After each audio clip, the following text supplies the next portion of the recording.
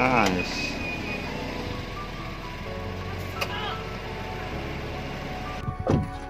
Aduh. Oke guys, kali ini gue memiliki sebuah Honda BR-V tahun 2016 dan ini merupakan yang tipe Prestige. Seperti kita tahu, Prestige itu merupakan tipe tertinggi dan terlengkap. Terlengkap apa sih sebenarnya ya? Jadi kita cek setelah bumper berikut ini.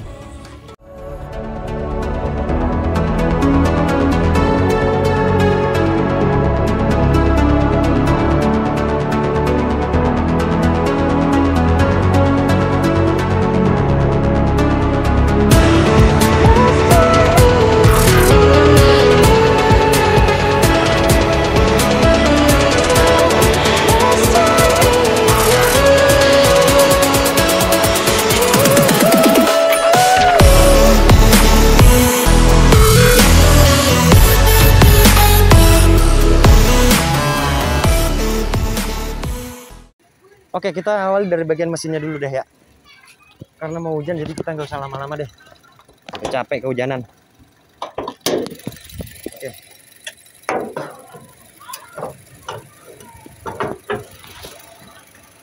Nah, ini mesin yang gue lihat ini mesinnya sama persis sama yang dipakai Mobilio, sama juga seperti yang dipakai Honda Jazz. Nah, yang membedakan sama Honda Mobilio itu kalau Mobilio sekitar 117 PS sampai 118 HP. Di mobil ini dia bisa mencapai 120 HP. Kenapa? Karena dilakukan penyetelan pada engine manajemennya. Seperti itu. Dan yang menarik di sini adalah torsinya itu 145 Newton meter. Sama seperti Mobilio, sama juga seperti Honda Jazz. Cuman dia didapat di 200 rpm lebih rendah, seperti itu. Hanya beda settingan sebenarnya. Dan yang menarik di sini air intake tidak seperti kebanyakan mobil, dia berada di atas, paling atas bagian mesin.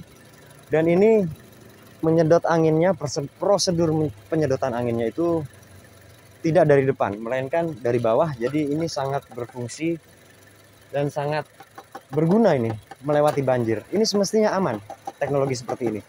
Kemudian ada modul ABS. Mesinnya seperti ini, dia juga sudah ada teknologi Hill Start Assist yang saat kita perjalanan menanjak dan kita mengerem, mobil tidak akan mundur seperti itu. Teknologinya lumayan canggih mobil seperti ini. Oke. Oke, membahas bagian eksteriornya. Honda pada tahun 2016 itu meluncurkan SUV berbasis MPV Mobilio, tapi dia tidak sama persis dengan Mobilio. Dia berbeda, kap mesinnya berbeda, dan ini menurut saya lebih bagus ketimbang Mobilio atau Brio yang sebagai basisnya. Terdapat grill di sini, tapi dia bukan besi, ya, plastik. Lampunya sudah proyektor halogen, fog lamp dilapis dengan chrome di sini. Karena dia tipe Prestige, jadi dia ada set bumper depan seperti ini ya. Cukup oke sih. Dan ini sekedar variasi dari pemiliknya, karena sebelumnya ini kan chrome, ini nggak tahu gue nih diapain ya, intinya seperti itulah. Oke. Nah, pada bagian samping terlihat garis siluet ini itu mengingatkan kita pada Honda Honda Mobilio ya, karena memang satu basis, tapi dia wheelbase-nya tidak sama dengan Mobilio. Panjang wheelbase mobil ini 1,2 cm lebih panjang ketimbang Mobilio, dan wheelbase tracknya lebih lebar, kemudian ground clearance dia lebih tinggi seperti itu. Dan Honda mengklaim tinggi dari mobil ini merupakan yang tertinggi di kelasnya, sekitar 201 mm, tapi kalian jangan terkejut dulu karena di nomor 2 itu ada Toyota Rush dan Daihatsu Terios sekitar 200 mm. Hanya beda secuil, 1 mm sebenarnya. Seperti itu. Lekukannya masih sama, dia terdapat side skirt, side body molding di sini. Ini sebenarnya aslinya chrome, cuman dicat oleh pemiliknya. Gak tahu, mungkin pemiliknya agak bosan dengan warna itu, mungkin besok-besok dicat warna hijau. Seperti itu ya. Dan velg profilnya ini 195/60 ring 16. Naik 1 inci dari Mobilio yang menggunakan velg ring 15 seperti itu. Dan ini cukup oke untuk bagian sampingnya. Pada bagian belakang dia berbeda seperti Mobilio. Lihat ini garis lampunya ini menyatu dengan lampu belakang headlampnya ya. Sudah LED di sini. Ini lebih keren ketimbang Mobilio yang sebagai basisnya menurut saya. Tambahan underbag di belakang sini, kemudian roof spoiler, terdapat wiper di sini, cukup oke. Dan untuk yang ini merupakan Prestige yang pertama kali tahun 2016, jadi tidak ada emblem Prestige di sini, masih standar, jadi seperti itu. Oke. Gua sekarang berada di row kedua dari Honda BR-V dan ini merupakan tempat duduk yang lumayan sebenarnya. Mirip-mirip Honda Mobilio, cuman ini lebih tebal, lebih proper untuk diduduki ya. Dan di sini Honda menyebut mobil ini sebagai 7 seater.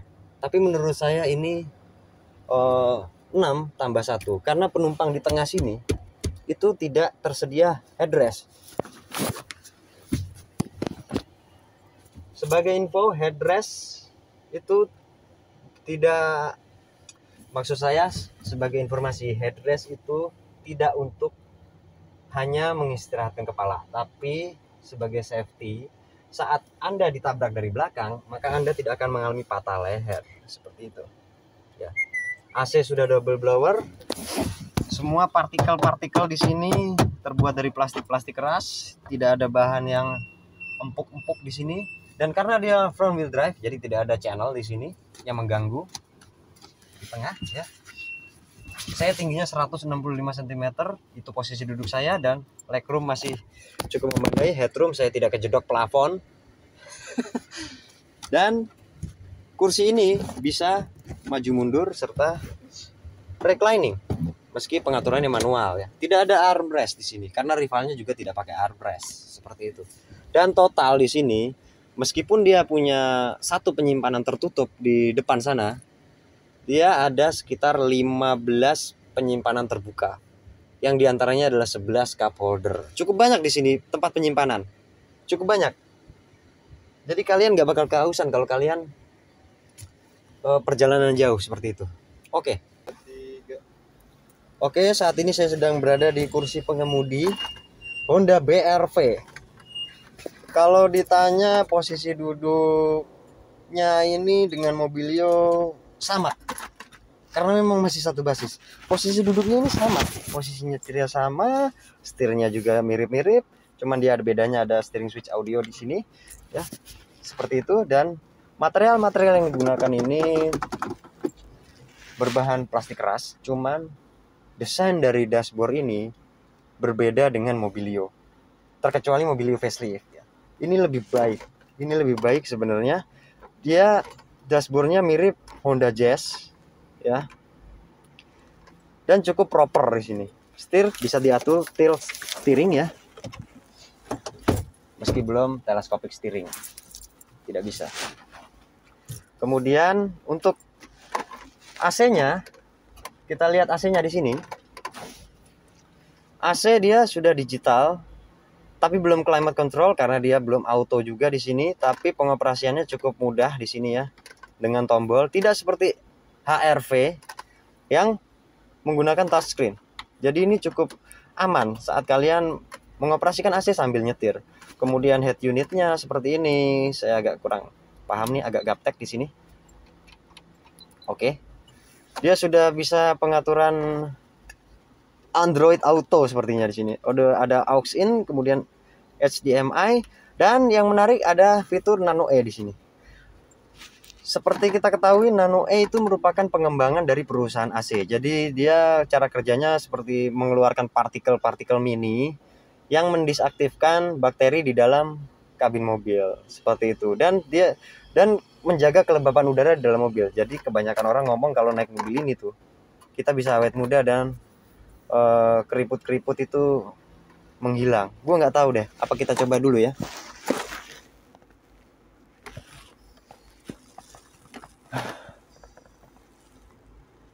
Kok malah bau kentut ya? Oke, kalau gitu. Oke, blower tersedia di sini. Ya, bisa dibuka tutup sesuai kebutuhan. Laci penyimpanan tertutup di sini cukup besar. Terdapat beberapa laci penyimpanan terbuka di sini, tidak ada cup holder. Ya, oke. Ini ada konsol tengah yang merupakan tambahan. Wah, ini yang punya ngamen kali. Saat mengendarai mobil seperti ini, kita itu akan merasa sangat aman. Karena apa? Karena dia ada fitur VSC atau Vehicle Stability Control. Ini menghindari kita tergelincir saat mobil melintir. Jadi kita tetap pada jalurnya. Dan ini merupakan tipe tertinggi Prestige yang tipe terlengkap. Tapi di sini ada 3 slot kosong, 1, 2, 3. Ini merupakan start engine button.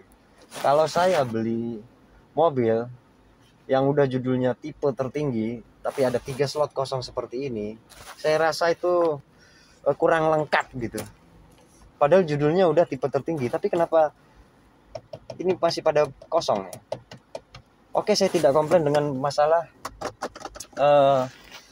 bahan kualitas dari dashboardnya ini, karena ngelihatnya itu keren banget. Untuk speedometernya ini mirip-mirip Honda HR-V ya, mirip-mirip Honda HR-V di sini. Sudah digital. Oke, pengaturan tripnya saya agak kurang paham menggunakan tombol yang mana untuk melihat trip ini. Oh, mungkin tidak bisa ya. Saya agak kurang paham ini karena ini baru pertama kalinya nih gue nge-review HR-V. Baru pertama kalinya, bro. Posisi duduk cukup oke ya. Posisi duduk cukup oke, tapi dia memang belum tersedia head adjuster di sini untuk menaik turunkan jok. Sama sih seperti rivalnya. Oh, tapi Toyota Rush punya sih. Kalau Rush punya, kalau Terios belum. Dia ada pengaturan untuk menaik turunkan jok.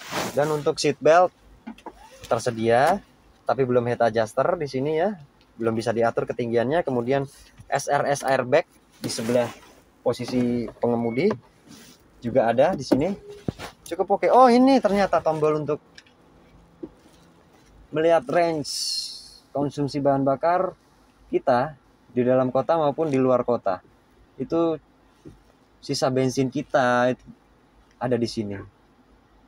Dan bahan bakar sisa segitu itu untuk bisa mencapai berapa kilometer sih? Nah, itu ada di sini. Bensinnya setengah, rencana kita akan belikan, tapi nanti gue utang dulu sama kameramen gue. Oke, mungkin selebihnya itu saja. Nah, oke, selebihnya itu saja. Oke, sekarang kita akan melakukan test drive dengan mobil ini. Gue pengen tahu berapa impresi, seberapa kuat mobil ini sebenarnya, dan impresinya di jalan. Aduh, gue nabrak pohon lagi. Enggak sih, daunnya. Kita akan tes mobil ini ya guys.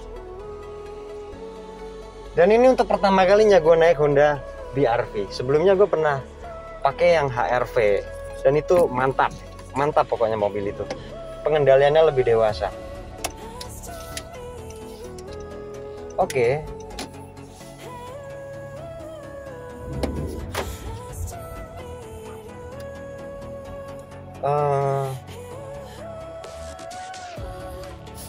Mesin yang digunakan itu sebenarnya cukup responsif. Responnya cukup baik. Sebenarnya responnya cukup bagus. Tapi karakter CVT yang digunakan pada mobil ini itu membutuhkan waktu untuk mencapai RPM yang ideal supaya bisa berakselerasi seperti itu. Tapi beruntungnya mobil ini CVT-nya lumayan cukup halus dan smooth ya. Jadi tidak ada komplain di sini. 0 ke 100 km per jamnya saat dites oleh Bung Fitra RI itu sekitar 12,2 detik. Lebih lambat 1 detik ketimbang Honda Mobilio.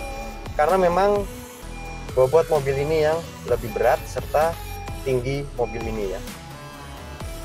Dan saat melewati jalan rusak, suspensi mobil ini juga lebih keras dari Mobilio, karena memang mobil ini berbasis SUV. Jadi dia diperuntukkan untuk melewati jalanan yang rusak seperti itu, jalanan yang tidak halus, berbeda dengan Mobilio ya. Oke, untuk konsumsi bahan bakarnya ya, konsumsi bahan bakarnya untuk pemakaian dalam kota itu dalam kecepatan rata-rata konstan 22 km per jam itu mencatatkan konsumsi 11 km per liter untuk rute dalam kota, dan untuk rute luar kotanya sekitar 16 km per liter. Cukup efisien untuk mobil ini sebenarnya, cukup efisien. Dan mobil ini harus diisi oktan 90, yang artinya adalah pertalite. Jangan diisi oktan 88, karena itu bisa mengurangi performa mesin, performa tenaga, dan kehematan bahan bakar. Gitu. Pada saat hujan turun, mengenai kekedapan kabin, suara berisik itu yang muncul dari AC belakang. Tidak, karena saya hidupkan. Suara berisik hanya ada di kaca depan. Untuk kanan kiri belakang tidak ada komplain. Dan suara dengungan ban itu yang selalu terdengar di dalam kuping itu ciri khas dari Honda. Entah kenapa seperti itu, gue agak kurang paham entah kenapa. Atau mungkin itu memang ciri khas dari Honda, karena untuk HR-V juga seperti itu rasanya. Cuman kalau HR-V, HR-V itu dia pengendaliannya lebih dewasa.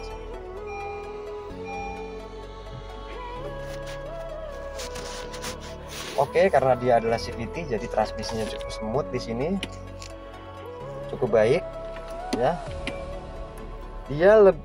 Kita lebih memilih transmisi CVT ini ketimbang transmisi otomatis konvensional, apalagi 4 percepatan seperti rivalnya Toyota Rush dan Daihatsu Terios, ya. Ini lebih mantap. Seperti itu. Kemudian suspensinya memang keras sih, tapi membuat mobil ini lebih stabil di jalan.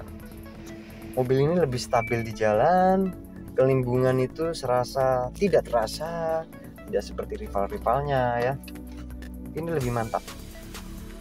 Ini benar-benar rekomendasi yang tepat. Dulu mobil ini di 2016 itu seharga 260 juta rupiah ya, barunya, dan itu inden cukup lama seperti itu.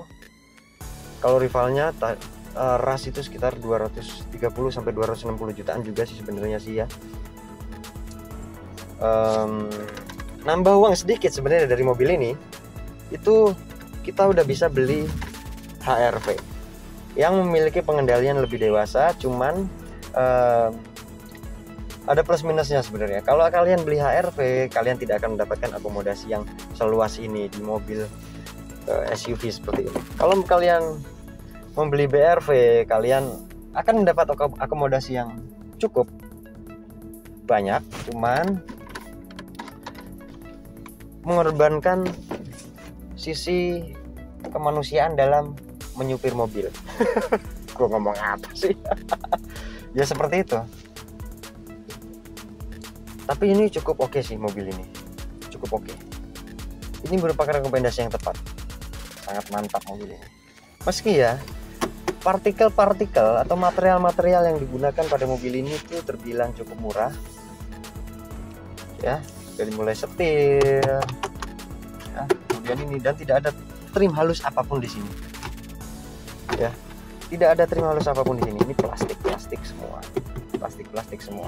Dan untuk teknologi itu seperti ada electric mirror, kemudian electric retract ya, pengaturan kaca auto untuk pengemudi juga tersedia, tapi tidak untuk bagian kanan maupun belakang. Auto hanya pada bagian pengemudi, seperti itu. Cukup oke sih, enak juga mobil ini. Dan mobil ini untuk harganya lumayan cukup terjangkau untuk saat ini ya. Masih di angka 150 jutaan lebih dikit sebenarnya. Di bawah 200 juta kalian mendapat mobil ini. Yang tahun 2016 atau 2017 itu kalian bisa dapat seperti itu. Mantap. Ada beberapa varian untuk Honda BR-V ini. Tipe terendah ada pada tipe S, kemudian ada juga yang tipe E, CVT, kemudian E manual, dan yang Prestige. Pada saat kita review, mobil ini sudah berusia 6 tahun. Dan mobil ini masih enak dipakainya. Karena memang pemiliknya ini rutin untuk service record langsung di Honda. Menurut situs resmi dari Honda, Honda BR-V ini per 10.000 km itu harus rutin melakukan pengecekan dan servis. Dan estimasi untuk biaya servis dari mobil ini pun sedikit di atas Honda Mobilio, yakni sekitar 4,1 juta rupiah. Masih cukup terjangkau. Dan sebagai informasi, mobil ini tidak dijual alias not for sale. Saya sangat berterima kasih sekali kepada tetangga saya, Bapak Sri Sumanto, yang telah memperbolehkan kita untuk mereview mobilnya sampai habis. Harus diakui memang mobil ini bukan mobil yang sempurna, tapi mendekati sempurna. Dan mungkin itu saja video singkat kami tentang Honda BR-V. Jangan lupa berikan like, subscribe, dan share ke sosial media kalian. Dan terima kasih telah menonton.